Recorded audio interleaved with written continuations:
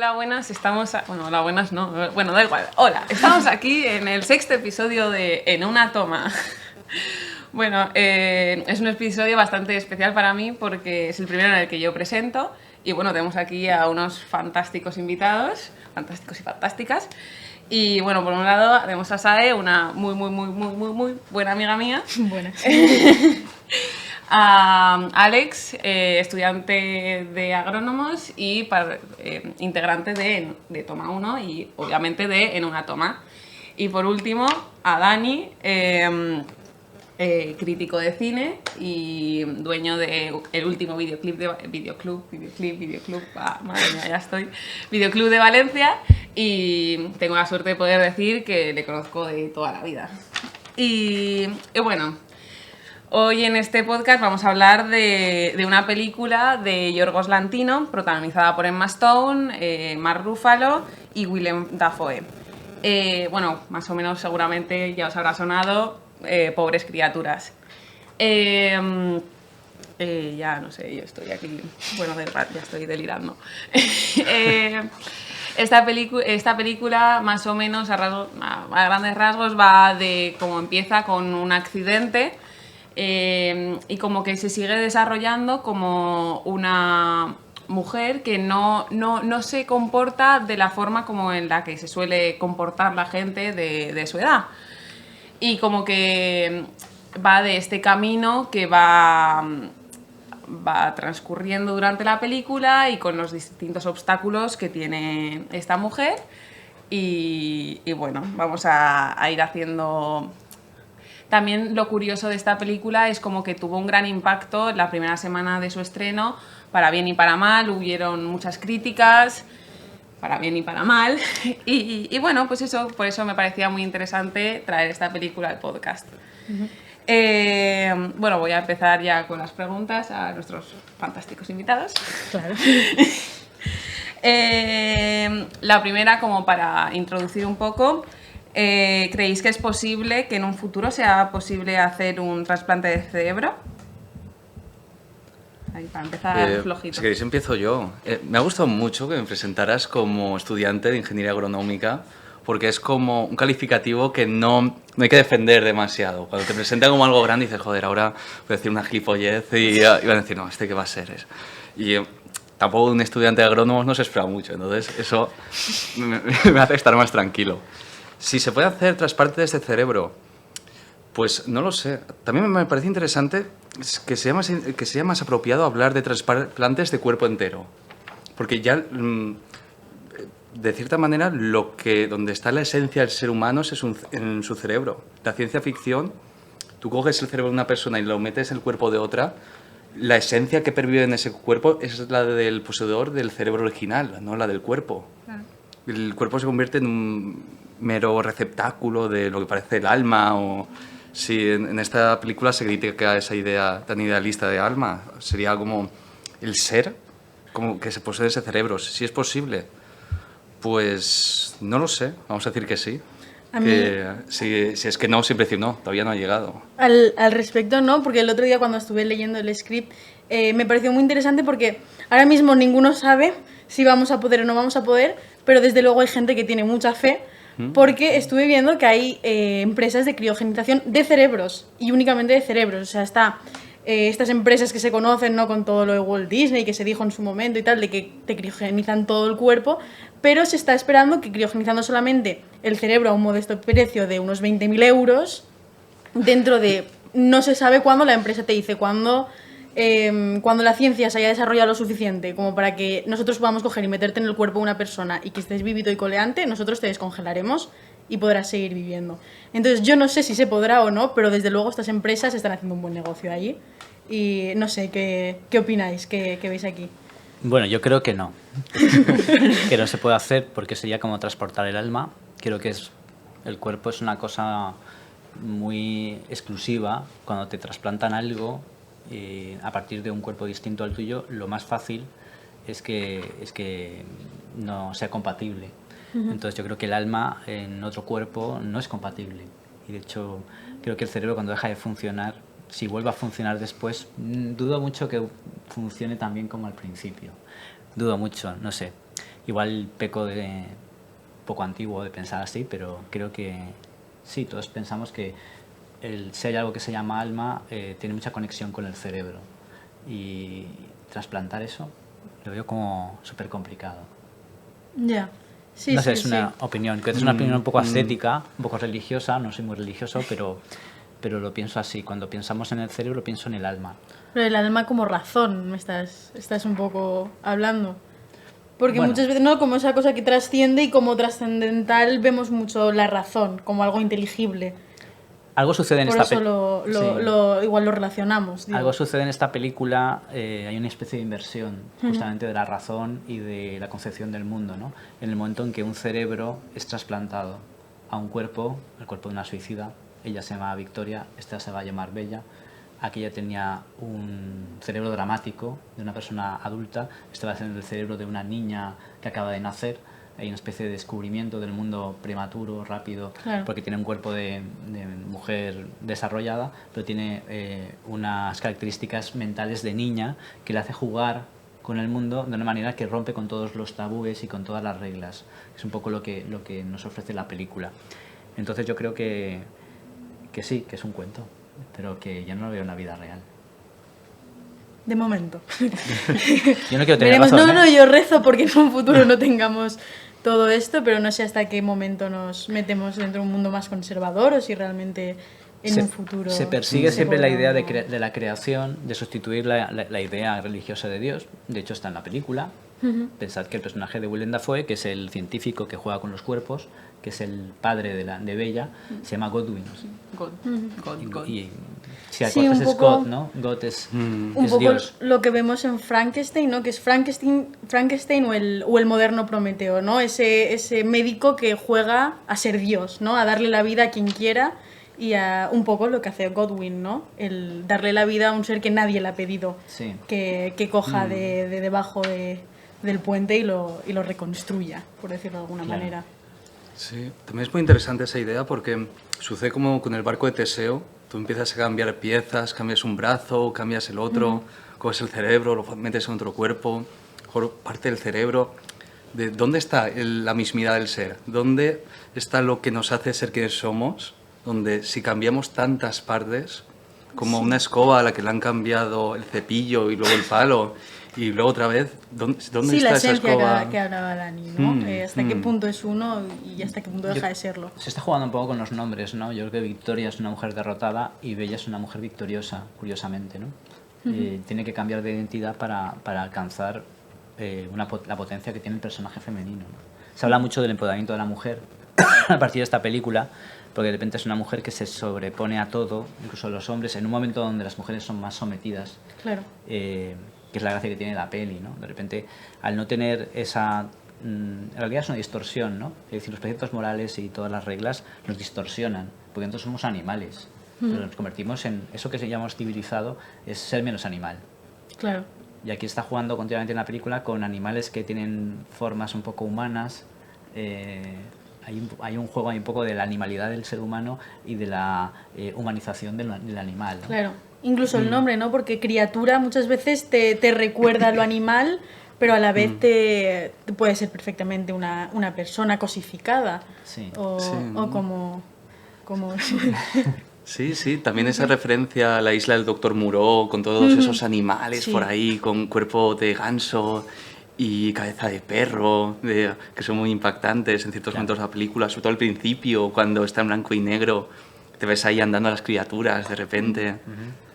Porque al final la historia es esa, de un científico loco, será la combinación de esas dos historias, de Frankenstein y del Doctor Moreau, de cómo juegas con los cuerpos, de crear vida, porque como comentabas de Prometeo, igual que él romó la llama de la razón y luego el doctor Frankenstein parece que quiere apoderarse de la llama de la vida con la electricidad, jugando a devolver a esos trozos de seres humanos, convertirlos otra vez con esos proyectos galvánicos en un ser humano. Esta vez parece más que el monstruo de Frankenstein es el personaje interpretado por William Dafoe, el señor con esa cara deformada, ese padre horrible que le extirpaba las glándulas para simplemente demostrar cosas obvias, como que creo que era la glándula biliar, ya no podía tener jugos gástricos ni digerir y tiene que estar con todas, todos los matraces y echando eructos en forma de pompa. Sí. Y todo esto parece como que realmente quien desarrolla el personaje, este mitologema prometeico del robo, es Bella, es la criatura que se apodera del sexo, del placer, lo que ella llama felicidad, que los demás se los niegan cuando después del pañuelo con cloroformo y que queda dormida, despierta, y como que a su vez en ella despierta esa pulsión tan primaria y dice algo así como: no sabéis lo que acabo de descubrir, ¿no? Y se lo quiere comunicar a todo el mundo, como si ella fuera la primera en sentir esas emociones. Una sensación, por otra parte, totalmente adanista, que nos lleva también al mito del origen judío y cristiano del mundo, en el jardín del Edén, donde Eva también coge la manzana y así toma conocimiento del bien y del mal. Como todos esos mitos del nacimiento, el origen, parece que están presentes en ella.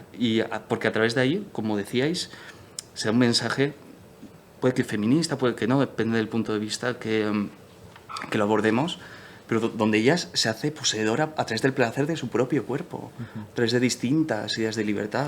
Sí, creo que es un poco lo que decía Dani, al no verse influenciada por toda esa sociedad, ella está en su forma de ser más primitiva, donde sus instintos, sus pulsiones, su necesidad, sus pasiones no tienen esa frontera que tenemos muchos de nosotros al convivir. Y sin embargo, eso es lo que creo que es lo que más choca, lo que más nos provoca pensar si todo lo que nosotros hacemos y que vemos raro en Bella es realmente un condicionamiento social que tenemos nosotros por el hecho de vivir en sociedad, y si realmente es Bella la que está bien, por así decirlo, al hacer todas estas cosas que nos parecen tan estrafalarias, ¿no? También Bella es como un ser muy, muy rusoniano, porque los dos experimentos, la primera chica y la segunda, la primera parece un ser malvado por naturaleza, cuya sociedad lo vuelve más urbano, más capaz de convivir con los demás, una idea rusoniana propia del contrato social, mientras que la segunda se muestra como un ser más dócil, apacible, más ingenuo, donde como una naturaleza más bondadosa, mucho más propia de Hobbes, donde esas dos ideas de el bien y el mal natural chocan, ¿no? Ahí te voy a cortar. Porque se me van las preguntas. Encima, como habéis empezado a hablar del segundo experimento, de alguna forma, vuelvo a ese hecho. ¿Creéis que el cariño que recibió Bella, porque en un punto cuando en el segundo experimento Godwin como que se separa, no quiere tener tanto contacto con el segundo experimento, y de alguna forma eso como hace que el desarrollo del segundo experimento, no, pero de la otra chica, como que se retrase?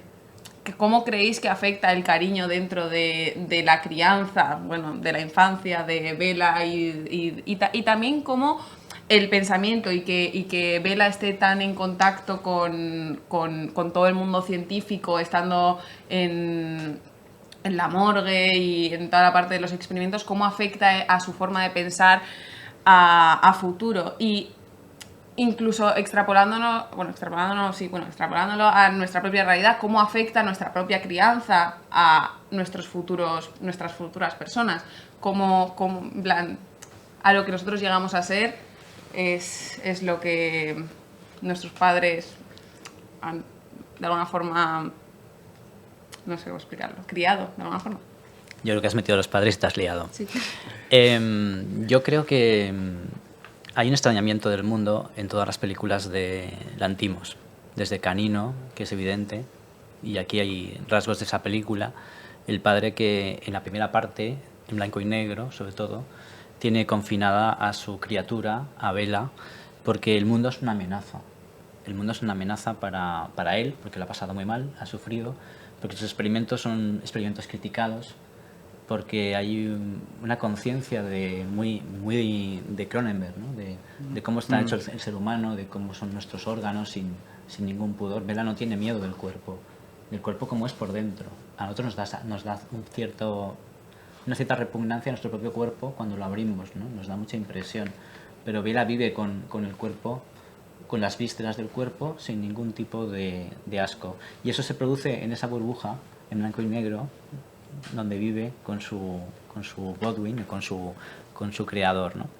Entonces, hay un momentito que hay un desprendimiento de Bella y que viaja con el abogado por el mundo, descubre la sexualidad, hay una especie de chute fuerte de lo que es la vida, con mucho color, y hay un paseo por el sexo que muy pocas películas se atreven a mostrar. A mí que una película como esta llegue a Hollywood y llegue a los Oscars, gane León de Oro en el Festival de Venecia, me parece un triunfo, porque estábamos llegando a un punto crítico donde el cuerpo, la visión del cuerpo, más allá de la pornografía, pues no existía. Se había quedado confinado en la pornografía. Y que de repente la sexualidad se vea de esa manera tan explícita en una película que llega a los grandes cines, a mí me parece siempre un triunfo. Creo que el cuerpo es un gran tema y el cuerpo en las películas debe revelarse, porque tratamos a veces el cuerpo como una amenaza, ¿no? Como que mi cuerpo es mío, mi cuerpo no lo voy a ceder. Cuando la sexualidad es lo contrario, es rendirse, el conjugarse, mezclar flujos, ¿no? Y eso se representa muy bien en la película con cierta gracia, con una manera muy, muy disparatada.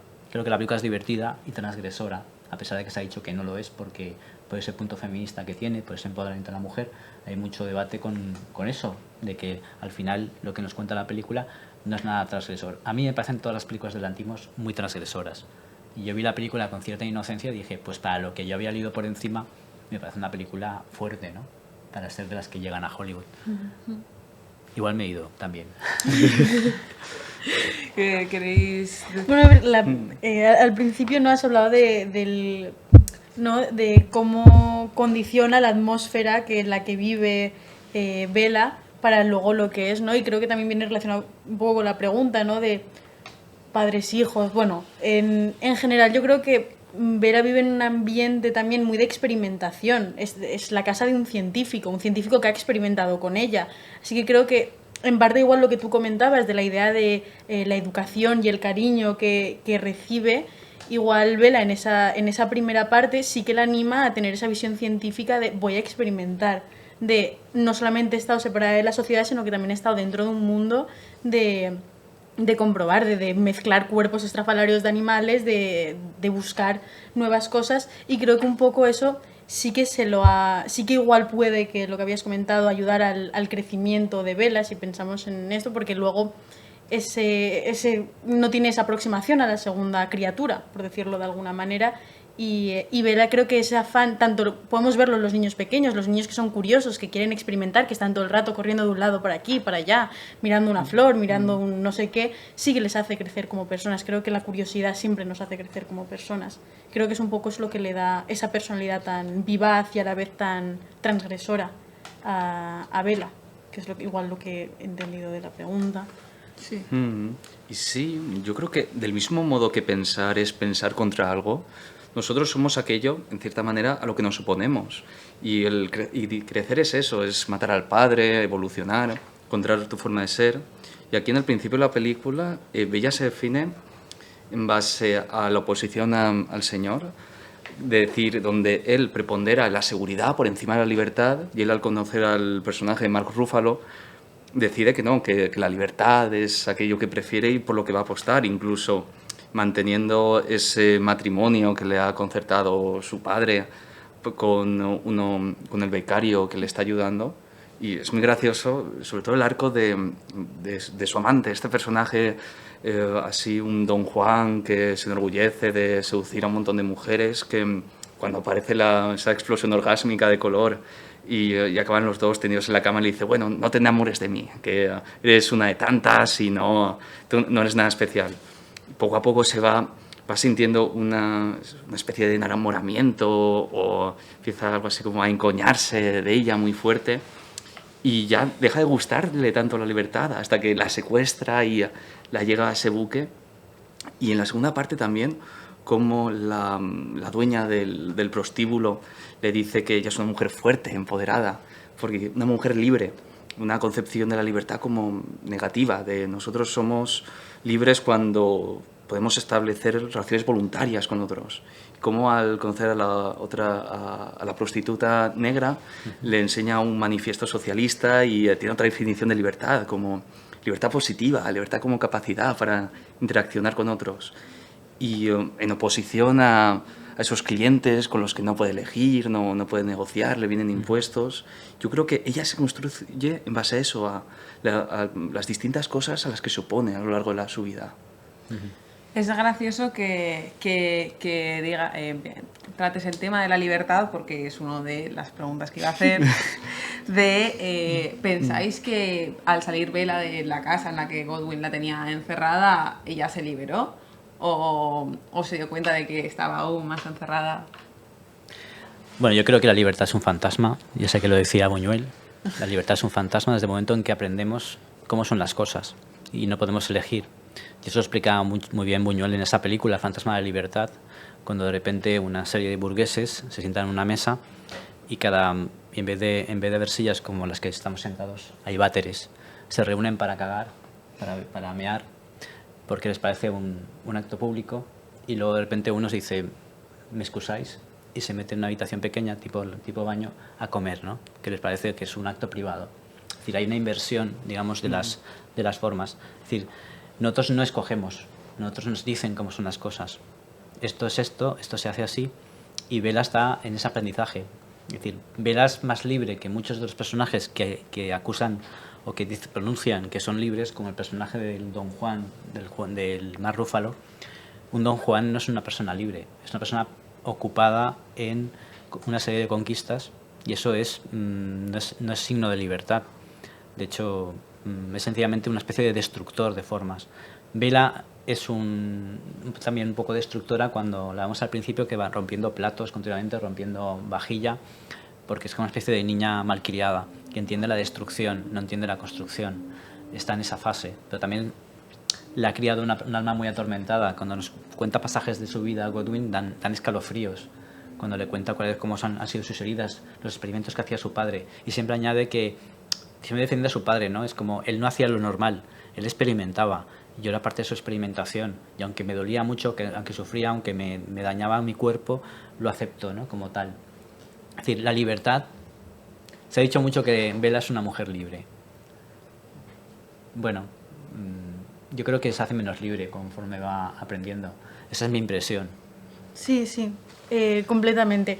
Porque muchas veces también depende del concepto que tengamos de libertad. Es igual de libre una persona que está encerrada, pero con lo que decíamos, ¿no? De Bella igual se va haciendo menos libre a medida que pasa la película, porque aunque al principio estuviese, digamos, recluida dentro de la casa, mentalmente no se veía tan impuesta por todas esas otras cosas que de repente va a ir conociendo y le van a ir limitando en tantos otros aspectos. ¿Hasta qué punto nos vamos haciendo libres con lo que conocemos o lo opuesto? ¿Hasta qué punto la sociedad nos pone esas barreras o esa libertad mental, igual que hablábamos? También como yo sí que creo que cuanto más sabemos, cuanta más información tenemos, más libertad de elección tenemos. Porque yo creo como que para mí, en mi sentido de libertad, está en tener la libertad de poder elegir si quiero ir por este camino, por otro, o incluso la elección de no elegir ninguno. ¿Sabes? Porque es como que se cree esa historia de que no, si no elijo no estoy haciendo nada. No, estás eligiendo. De alguna forma no elegir. Pero bueno. Sí que es cierto que la incultura nos hace menos libres. Es así, ¿no? Es decir, porque no sabemos, entonces nos indican lo que tenemos que hacer. Saber lo que tiene uno que hacer o entenderse a sí mismo te hace más libre. Pero es un aprendizaje por el que pasamos todos, con muchos obstáculos. Muchas veces el obstáculo es precisamente las normas sociales, que te digan que algo que es bueno no se puede hacer. Por ejemplo, tener sexo. Muchas veces te dicen, no, es que así, no, aquí. Entonces, cuando se meten en esa intimidad, pues dices, pero déjamelo hacer mi manera, ¿no? Es mi sexualidad, es mi cuerpo.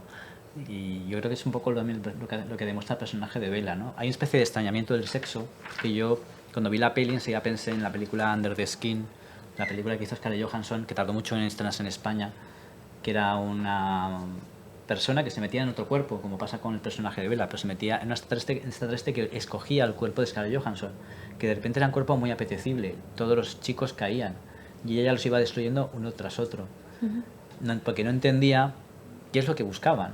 Hasta que de repente un día descubre que tiene un agujero, como le pasa a Bella, y dice, ostras, que tengo aquí algo, ¿no? Y se mete ahí el dedo y tal, y descubre que por todo esto, toda esta movida y todos estos hombres que caen a mis pies, por esto que no sé qué es, que es la sexualidad que tiene el personaje de ella, hay una especie de extrañamiento muy interesante sobre la sexualidad, que hace que por lo menos las secuencias de sexo sean distintas, ¿no? Que no sean lo de siempre, que tienen belleza, son tanto agresivas. A mí cuando empecé a ver la película me quedé alucinado cuando de repente una niña, que es una mujer realmente, se empieza a hablar y empieza a jugar y coge el cuerpo del muerto y le coge el pito y empieza a estirarlo un par de veces, que yo digo, ostras, este tipo de imágenes yo no los había visto en una película de Hollywood. ¿Sabes? Porque la polla de un muerto, ¿no? Es como muy transgresor, ¿no? Sí.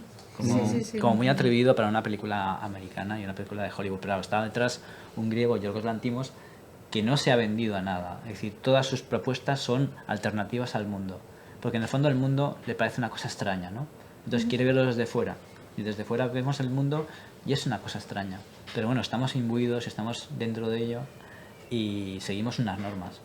Pero cuando cambian las normas, cuando nos confinaron a todos, por ejemplo, el mundo volvió a ser lo que era, algo extraño. Nos extrañamos todos, hay un extrañamiento de todo, ¿no? Del contacto físico, del cuerpo, de repente tienes un perro que sales a pasear y te sientes más libre, pero no lo tienes y te quedas jodido. Ese tipo de cosas, ¿no? Es decir, el mundo es una materia extraña para Lanthimos en todas sus películas y ya veremos qué hacen la siguiente, pero todas son transgresoras, desde luego. Un poquito, Sí. Y es muy interesante ver que también está detrás Disney, que no hay una empresa más mainstream, como más normativa, que se haya atrevido a financiar algo tan transgresor como esto. Y sobre la idea de libertad, claro, es una palabra que tiene múltiples definiciones y es muy difícil graduar qué aspectos pueden sumar más libertad y cuáles son más relevantes. Cuando Bella escapa con su amante, yo creo que sobre todo se produce un desencadenamiento. Se independiza del núcleo familiar, de esa casa donde estaba segura, alimentada, cuidada, y va al mundo exterior, llegando a conocer cosas que le generan una increíble bondad y otras que le causan horror completamente. Pero yo creo que bajo esta idea de libertad hay una frase, creo que la resume muy bien cuando se aplica en un aspecto social, que es la de que una sociedad completamente libre, tanto los ricos como los pobres son libres de vivir bajo un puente. Creo que es lo que se produce en esta. Bueno, me pasa igual cada vez que voy a meter otra pregunta, no tengo que practicar esto.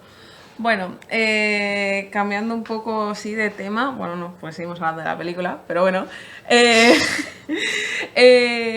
¿creéis que es posible? Bueno, perdón. Bueno, tal y como se presenta en la película, se presenta como en la prostitución un trabajo más, se presenta como un trabajo más, pero en un punto no es más como la esclavitud de todas las mujeres dentro del prostíbulo. Preguntar a una ama de casa que trabaja 8 horas y no cobra si se siente libre. La esclavitud está en muchos trabajos, no solamente en la prostitución. Ya, pero no estamos hablando de los cuerpos de las mujeres. No vemos a muchos prostitutos, ¿o sí? Yo creo que sí que hay. Una vez presentó un prostituto en el videoclub. Sobre todo en el mundo gay, ¿no? Me costó localizarlo, pero digamos que vino una chica que quiso causarme una impresión y se trajo a un escort. Y yo me quedé así y dije, ¿qué hace esta chica con un tío tan guapo, no? Y luego a los 10 minutos caí en la cuenta de que era un escort. ¿Tú quieres contratar a un escort masculino, un tío que esté bueno a tu lado? Se puede. Sí, pero no estoy hablando de eso. Sí, seguramente también puedes tener sexo con él, no solamente te acompañará. Depende de lo que pagues. ¿Crees que se le pagó por un extra aparte de por visitar el videoclub? No lo sé. ¿O crees que eso ya causó suficiente satisfacción como para...? La escena fue divertida porque me vino y me preguntó si tenía Nymphomaniac, que era un poco como... Wow, era una performance. Sí, era como, voy a pedirte una película que tenga una temática sexual y yo lo que dije, que yo soy una persona muy sensata, dije, pero dura 4 horas. Como diciendo, sería la última película que yo pondría a alguien que me gusta. 4 horas viendo una película es perder mucho tiempo viendo una peli. Quiere decir que si estás muy bien acompañada por un chico tan guapo, no le pones una película de 4 horas. Y entonces dijo, es que dura 4 horas. Fue divertido, ¿no? Es decir, la prostitución no tiene por qué tener un género. Eso para empezar. Hay masculina y hay femenina. Es verdad que se ha utilizado... No en la misma proporción. Seguramente las mujeres ganan más dinero. O sea, pasa también con el mundo de las modelos, las mujeres ganan 3 veces más que el hombre. Es decir, las mujeres llevan más tiempo en el negocio de la prostitución. Lo lógico es que ganen más dinero que el hombre. El hombre es algo un poquito más neófito en el mundo de la prostitución. Si hablamos del dinero, del caché, habría que investigarlo. Yo no lo sé, no estoy en eso. Pero hay una prostitución masculina y una prostitución femenina. No hay que separarlo. Es un trabajo y es el trabajo más antiguo del mundo. Pensar que eso produce esclavitud, bueno, pues hay determinadas mujeres que se prostituyen y que lo que gana una persona normal con un trabajo de muchas horas, eso se lo consiguen en un fin de semana. Es decir, tener un trabajo decente tiene un sacrificio, tiene un horario y se lo cuentas a una persona, entre comillas, indecente que tiene ese trabajo y te va a decir, mira, lo siento, pero no. Es decir, prefiero hacer lo que yo hago, ¿no?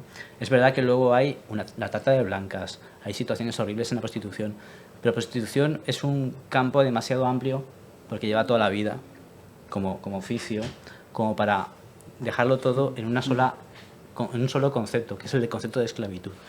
Yo me puedo sentir esclavo, yo me he sentido esclavo de muchos trabajos que yo he hecho. O sea, ¿es una forma de prostitución? Bueno, puedes llamarlo como tú quieras, es mi tiempo y mi tiempo se ha sacrificado en algo que me ha proporcionado muy poco beneficio. Y yo lo he hecho por amor al arte, porque me gusta mucho el cine, porque creo en la bondad de las personas. A veces me ha salido bien y a veces me ha salido mal. A veces he sido más esclavo, a veces he sido menos esclavo. Es decir, yo me he sentido esclavo. Entonces, yo no me dedico a la prostitución, pero me he sentido esclavo. Y no pasa nada. Pero en un momento, mira lo que estábamos hablando antes, tú estabas decidiendo hacer ese trabajo. Sí. Tal. Y en un punto, en eso, la película también lo dice, Bella decide entrar en el mundo de la prostitución. Pero en un punto también tú te das cuenta de que ella tampoco es consciente hasta que ya han pasado 3 o 4 clientes de lo que está haciendo, de que y en algún momento se Sí, reivindica. llega un punto en el sí, que le aburre, que dice, Exacto. yo no quiero estar haciendo esto porque tengo que estar acostándome con estas personas que me parecen desagradables. Al final, desde la mentalidad esta tan transgresora de la que hablábamos de Bella, se adapta, por así decirlo, a una realidad que al final le es impuesta, que es estoy aquí, se me ha presentado este trabajo, tampoco sé si existe algo más, entonces me voy a quedar aquí porque también tengo compañeras, pero creo que la visión, ¿no?, que se da de Bella con la prostitución en ese momento no es la situación de la mayoría de prostitutas que existen a nivel, por lo que hablábamos antes incluso de lo de la trata de blancas. Actualmente existe una gran mayoría de mujeres que no llegan aquí sabiendo que van a ser De prostitutas. todas maneras, trasladar un personaje como Bella, que es un personaje de cuento y que tiene una concepción del mundo muy distinta, Sí. muy distorsionada a lo que es el mundo de la prostitución actual, me parece un poco equivocado. Fijaos en la secuencia en la que él está con el hombre este mayor, así calvito, que de repente después de jugar mucho con él se acerca y me dice, hueles bien, follamos. Es decir, a lo mejor basta solamente algo para que ella sienta también deseo o necesidad o ganas o pálpito de tener sexo. Es decir, no se trata de la belleza convencional en la que se estandariza en las películas. Creo Sí, que en la sí, película, sí. no- fijaos que ella tiene una relación muy cariñosa con su padre creativo y es un tipo bastante horrible. Incluso que le pregunta el colega, dice, ¿por qué no te has follado a Bella? Es una mujer muy guapa, el ayudante creo que se lo pregunta. Sí. Y él dice que está tan mal por dentro que sería para él un desgaste de energía que no tiene. Yo decía, si lo tuviera sí que lo haría. Y sabría No, que... dice que no, que es como una hija para él. Bueno, pero él en principio sí que pone esa condición, dice que haría falta una energía, creo que lo dice en la peli. Sí, además es un eunuco. En el momento que soy un eunuco, pero cuando dices que eres un eunuco y no tienes suficiente energía, dices, y si no fueras un eunuco, sí que tuvieras suficiente energía, no es su padre. Sí, no es su padre realmente. Pero de alguna forma lo ha criado como si fuese su hija. Bueno, ya estaba criada. Porque ha cogido También un yo cuerpo creo de que una mujer. siendo una película tan transgresora y a la vez Pero tan con el surrealista, cerebro. la película en sí creo que se tiene que ver desde un punto surrealista. Intentar aplicar lo que es la relación padre-hija a la relación padre-hija que podemos tener en nuestra sociedad, intentar aplicar las normas que encontramos allí con las normas que encontramos aquí, o incluso los parajes tan estos surrealistas, tan estrafalarios que nos encontramos de aquí para allá, no creo que sea muy aplicable y por eso mismo lo tenemos que extrapolar de lo que es nuestra sociedad. Es una sociedad inventada, completamente diferente, pero que intenta mostrar un reflejo de lo que no somos, Sí. pero desde un punto de vista primitivo de lo que hay. Yo, sinceramente, replantearía la pregunta. Y la pregunta para mí clave sería la siguiente. Es decir, el personaje de Bella, en algún pasaje de la película, sentimos que se vuelve esclavo. Por ejemplo, concretamente en la parte de la prostitución. ¿Se convierte en una esclava o en una persona que está experimentando? Que es lo que yo creo que vi.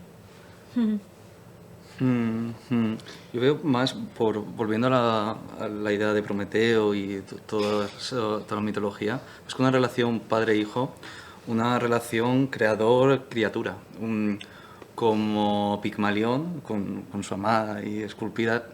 Eso es en parte lo que crea, es su criatura perfecta, casi esculpida en mármol, que es ese sueño que él tenía de crear vida y con sus cadáveres no ha podido y ha encontrado un cuerpo que acaba de tirarse por un puente, estaba biológicamente vivo e incluso llega a decir que podría haber revivido ese cuerpo por medio de distintas técnicas, pero que como la mujer ha decidido quitarse la vida, no era él ningún dios para decidir quién vive y quién no, y que era casi, él lo vende como un alto altruista de esa vida que no ha podido darse, voy a permitirle que exista.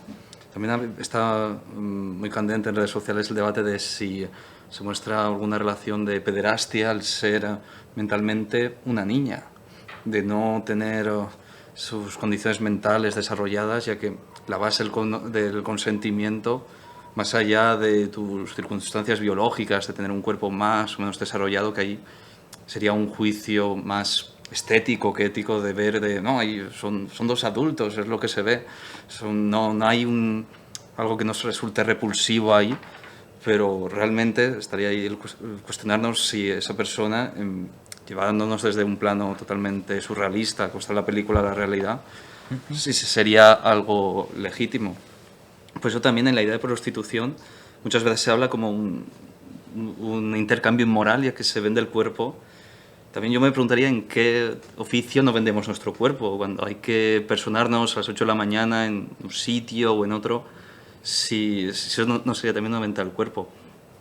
También hasta que nos lleva a eso, la concepción de que somos seres autónomos y que nuestro cuerpo es nuestra propiedad, si eso nos podría llevar hasta justificarnos de venta de órganos, algún otro tipo de así intercambio voluntario, o si el consentimiento se ve viciado, si tú estás en unas circunstancias muy vamos a decir desaconsejables en los que tú te ves obligado a hacer ello. No lo sé, yo no tengo una respuesta para esto. En términos de tiempo, yo creo que estamos hechos de tiempo, vivimos unas horas de vida, unos meses, unos años, no sé, nunca se sabe, ¿no?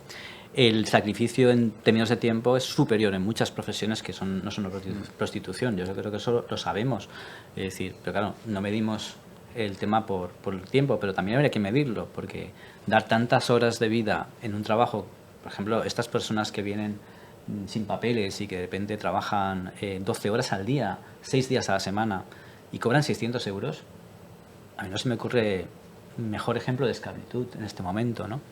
Dan todo su tiempo y toda su energía en algo que, vale, no tiene que acostarse con la persona que te contrata, solo faltaría, por 600 euros al mes, pero sí que están constreñidas a una situación que me parece que sí que es esclavitud y que es realmente muy asfixiante.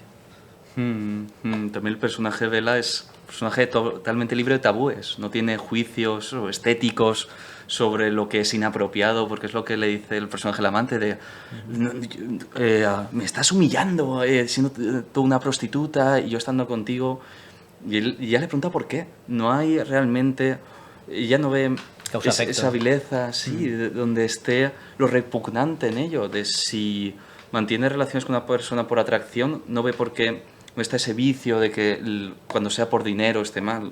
También se debate de si algo hecho voluntariamente está bien, porque cuando se hace voluntariamente y a cambio de dinero hay una vileza para estigmatizar la prostitución como algo malvado. Claro que por todos los abusos que se producen dentro de ella y al ser socialmente visto como un oficio muy femenino, aunque también hay un montón de hombres que se dedican, yo creo que más en el mundo homosexual y no sé, eso que la prostitución es un tema complicado. Sin duda.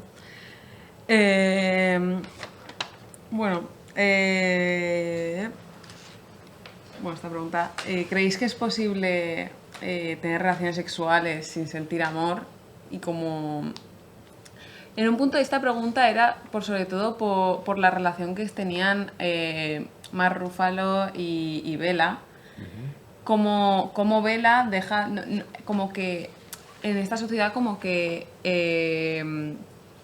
le hemos impuesto que las relaciones sexuales tengan que ser con amor, tengas que sentir algo por la otra persona para que sean de verdad, para que se sientan como completas. Y de alguna forma Bella, al no estar dentro de esta sociedad de la película, no le es necesario sentir amor o por Mark Ruffalo o por cualquier otro dentro de la prostitución y de toda la película para tener relaciones sexuales.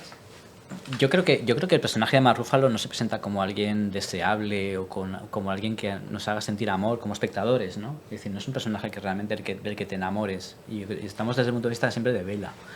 Yo creo que Bella es libre precisamente porque no cae en esa trampa del amor que nadie le ha explicado. Es decir, puedes tener relaciones sexuales solamente si amas a la persona con la que estás.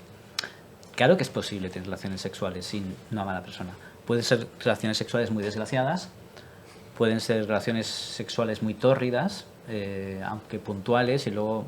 Es decir, el peso del tiempo de estar con esa persona y con ese cuerpo, si eres una persona mental, yo soy muy mental, voy a querer saber quién es esa persona y voy a querer crear otros vínculos afectivos que yo los voy a necesitar, porque es mi manera de entender la vida, ¿no? Pero las relaciones sexuales son muy complejas, porque no se trata de que el cuerpo te guste mucho o te guste poco. Es decir, la sexualidad, lo que es el placer por la sexualidad, te llega en momentos inesperados. ¿Por qué he disfrutado tanto con esta mujer que en el fondo no la quiero y me ha costado tanto con esta persona que sí que quiero, ¿no? Hay algo muy traidor en la naturaleza que no se corresponde con los ideales románticos que nos imponemos. Es una cosa extraña, pero es así. Tú lo descubres conforme vas creciendo.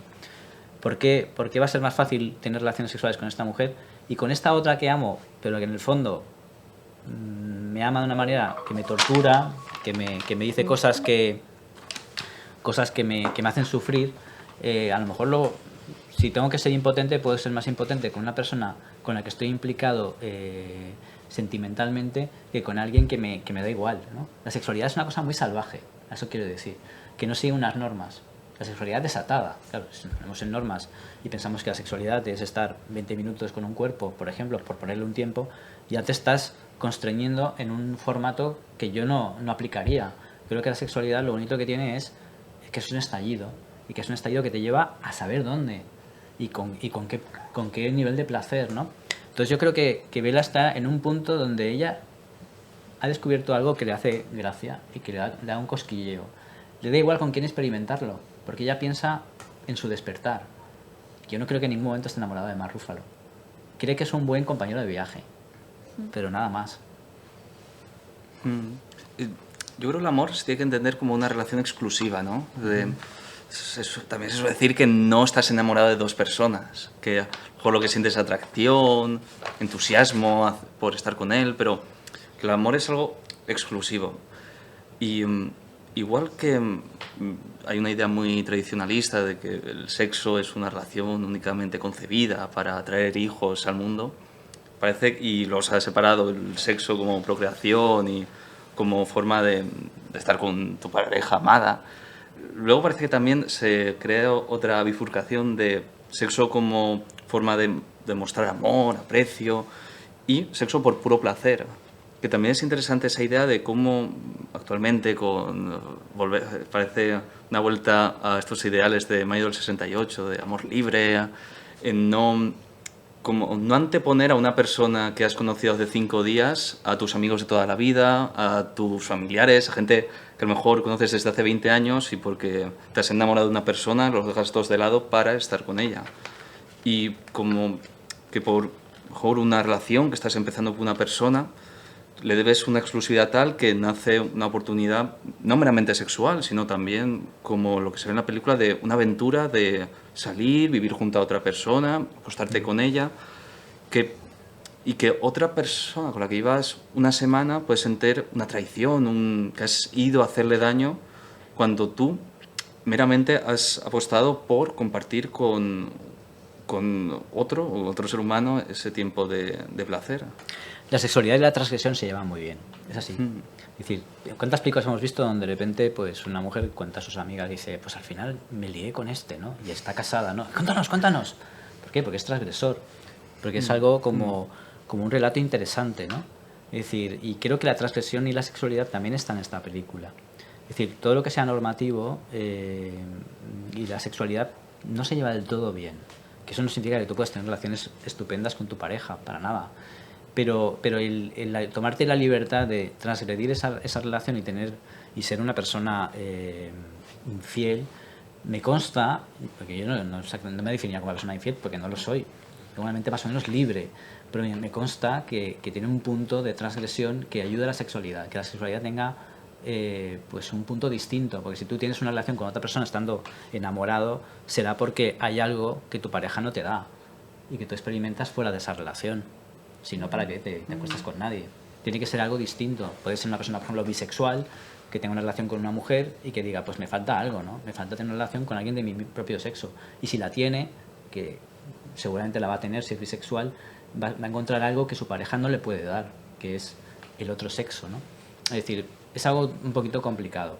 Es decir, ¿se puede amar y tener relaciones sexuales satisfactorias? Evidentemente. ¿Puede tener una relación sexual satisfactoria sin estar enamorado? Pues yo no pondría la mano en el fuego.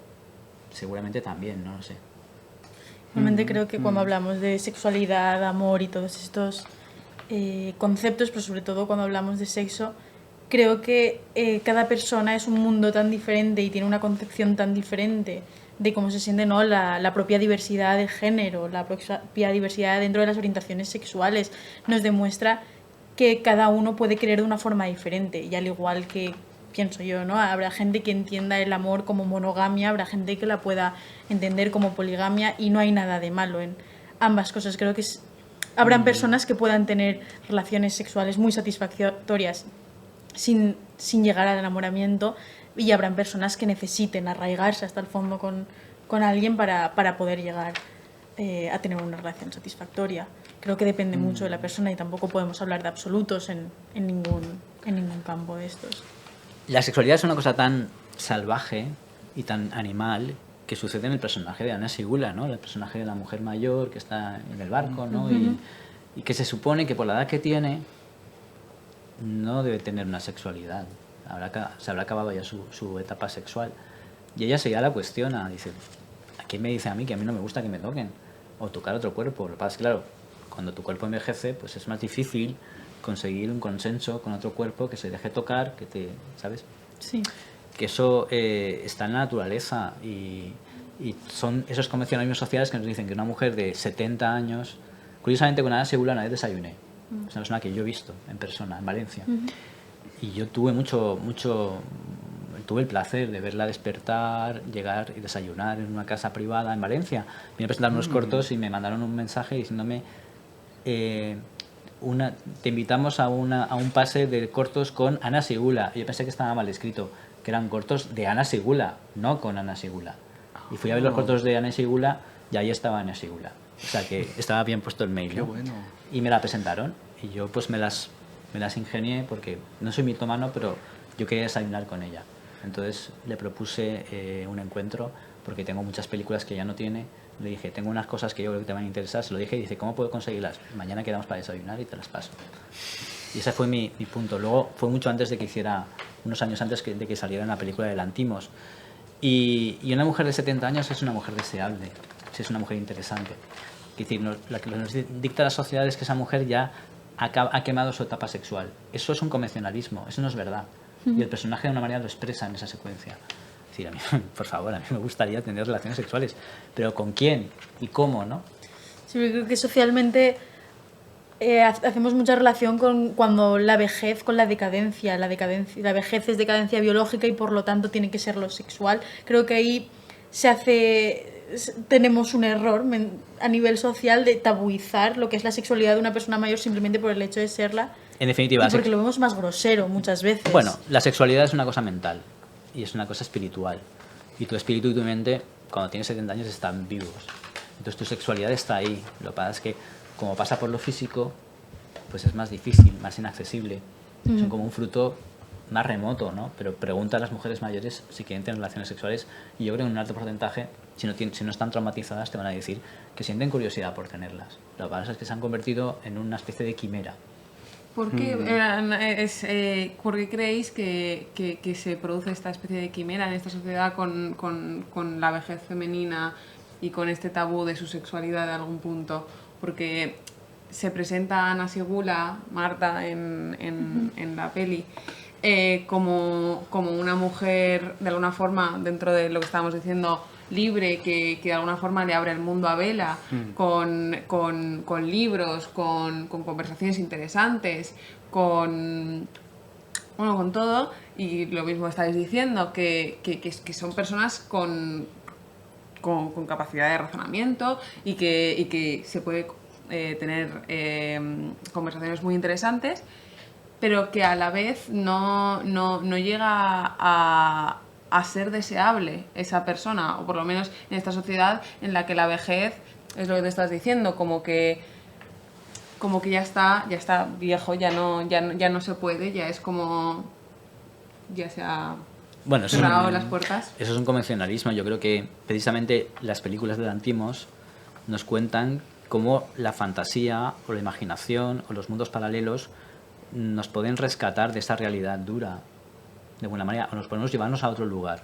Cuando una persona llega a una edad avanzada y tiene un deseo sexual, yo creo que recurre más a la fantasía. Es decir, porque sabe que el sexo también es una cosa mental, ¿no? Es decir, el físico es menos importante. Entonces, supongo que pues no pondrá una luz muy intensa, habrá un poco de ceremonia, de disfraz. Es decir, pero la sexualidad es posible. De hecho, hay un libro que escribió Jane Fonda con 80 años que decía que era una opción y que ella no había dejado de tener sexo por ser una mujer de tercera edad. Y que ella había escrito ese libro para explicar una serie de cosas y de conceptos que eran algo que tú eliges, una elección tuya. Tú eliges dejar de tener sexo.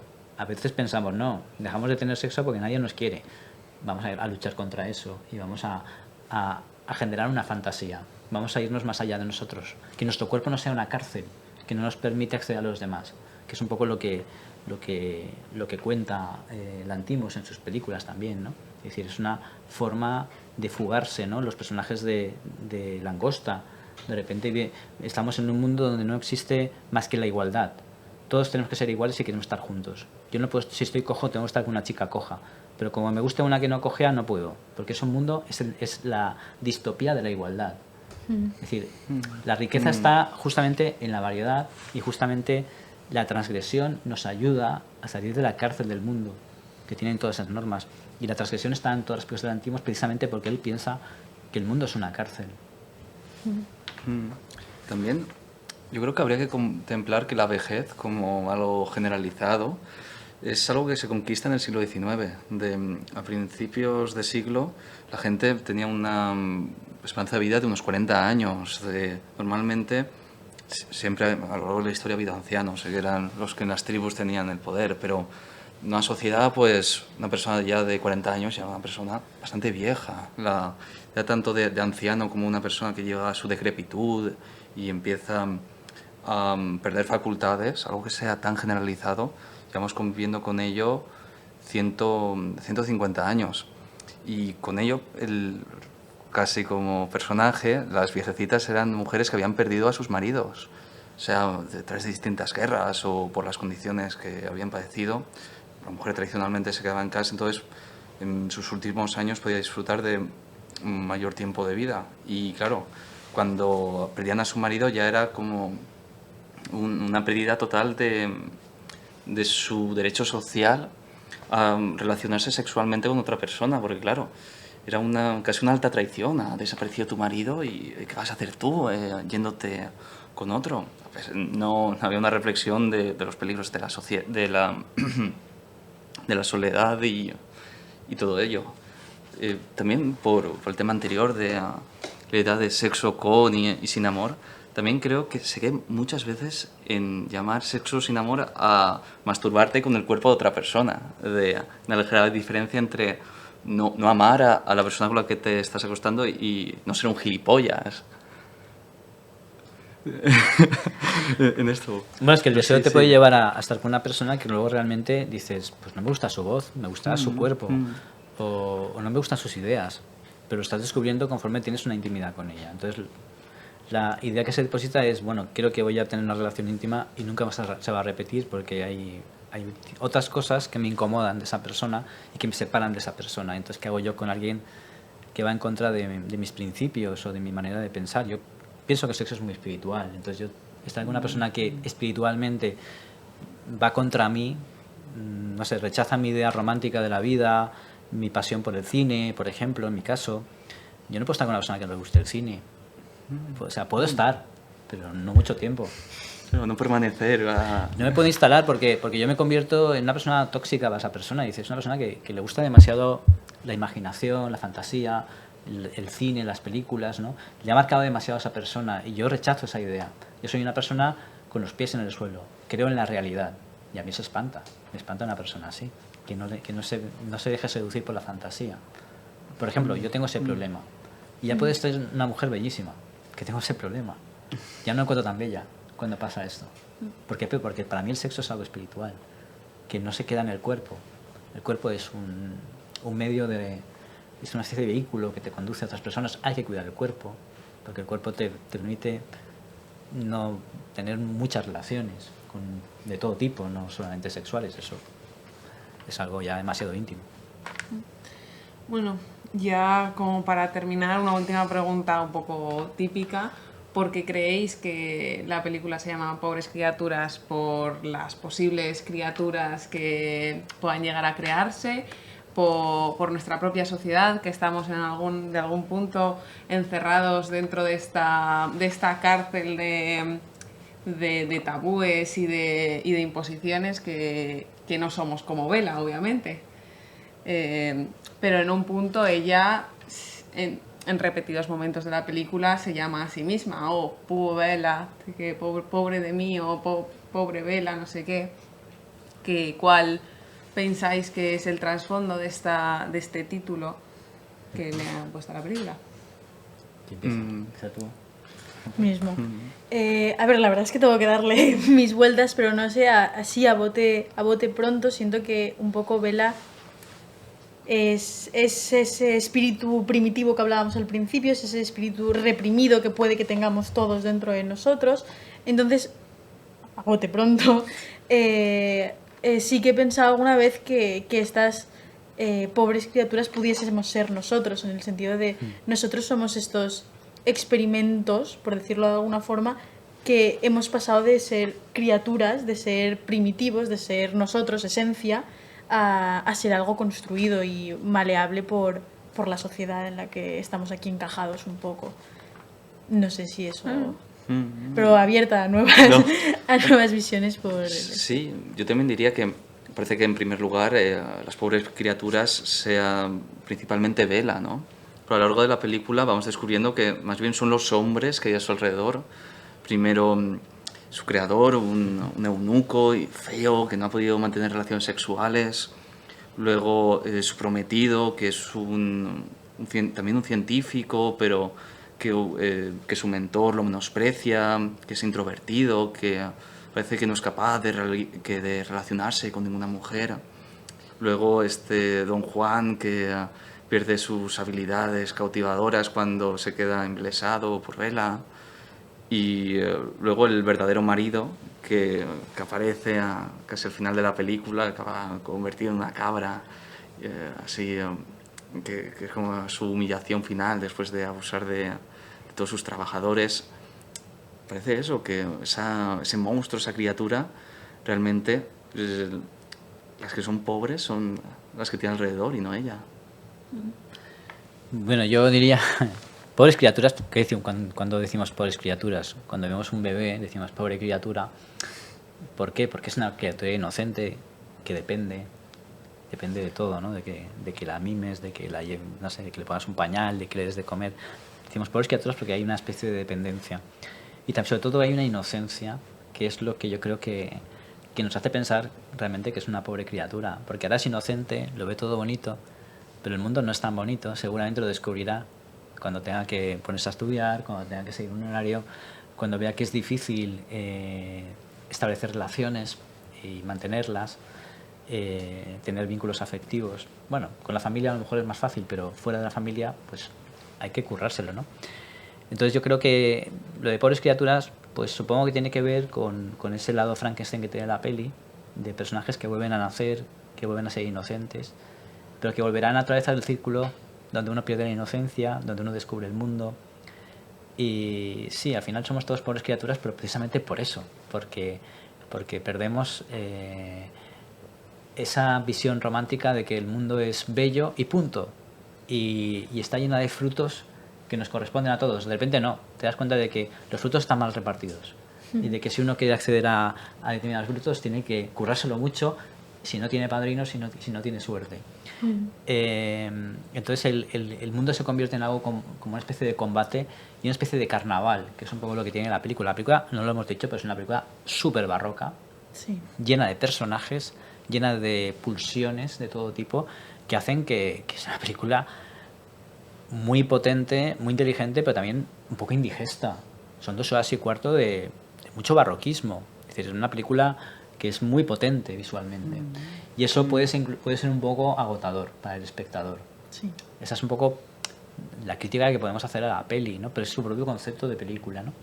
Entonces, sí, pobres criaturas también los espectadores que tenemos tenemos una especie de sesión de sobreestimulación, que salimos del cine pensando muchas cosas a veces un poco contradictorias, ¿no? Un poco oxímoron. Un poco el personaje del personaje de Bella es un poquito oxímoron cuando dice pobre Bella, pero bueno, Bella es una mujer bellísima, como su nombre, y que tiene un poder que pocas mujeres tienen, por lo menos en aquella época. Y de repente ella sí que los tiene, ¿no? O sea, pobre relativamente. Puede sentirse pobre por otros motivos, pero no por lo que realmente puede alcanzar. Es un personaje que puede alcanzar mucho. Tiene una sensación de que puede viajar por el mundo con una libertad que no tiene ninguna otra mujer, más que ella en la película. Por eso decimos que es una mujer libre. Y aun siendo libre, acaba chocando con muchos preceptos morales. Sí. Bueno, esta tertulia podcast ha llegado a su fin. Muchísimas gracias por haber venido y por haber compartido vuestras ideas y vuestras opiniones y muchísimas gracias, y espero teneros otra vez de invitados en algún momento en una toma, y pues ya está.